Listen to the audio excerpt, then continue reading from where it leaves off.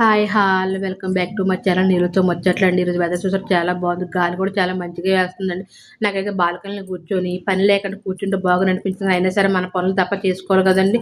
నేనైతే పెద్ద అబ్బాయికి దోశ వేస్తాను, ఆనియన్ దోశ వేస్తాను. మా హస్బెండ్ అయితే నువ్వు ఫ్రెష్ అయ్యి నువ్వైతే పూజ చేసుకో, ఈ రోజు నాకు కొంచెం వర్క్ ఉంది, నేను నాకు అవదని అన్నాను. తనైతే పూజ చేసుకుంటున్నారు. తన పూజ చేసుకున్న తర్వాత ఇంకా తనకు టిఫిన్ పెట్టాలి. పెద్ద అబ్బాయికి అయితే ఆనియన్ దోశ వేస్తానండి, తనకైతే చాలా ఇష్టము. చిన్న అబ్బాయికి ఆనియన్ దోశ తనకి ఇష్టం ఉండదండి, ప్లెయిన్ దోశ ఉండదు. చిట్టు దోశ, చిట్టుముత్తి దోశలు. చిట్టుముత్తి దోశ అంటే చిన్న చిన్న దోశలండి. ఇంకా తనకైతే వేసి ఇచ్చేసాను. ఇద్దరు కూడా తింటున్నారు. టీవీ ఆన్ చేసుకుని తింటుంటే చాలా బాగుంది, చాలా బాగుంది అంటున్నారు ఇద్దరును. వాళ్ళకైతే టిఫిన్ పెట్టేసిన దాకా నేనైతే వరినొక ఉప్మా చేద్దాం అనుకున్నాను కదండి. ఇగోండి ఆనియన్స్, మినపప్పు, శనగపప్పు, పచ్చిమిర్చి, అల్లము, అన్నీ కూడా వేసుకొని ఇంకా ప్రిపేర్ చేస్తున్నానండి.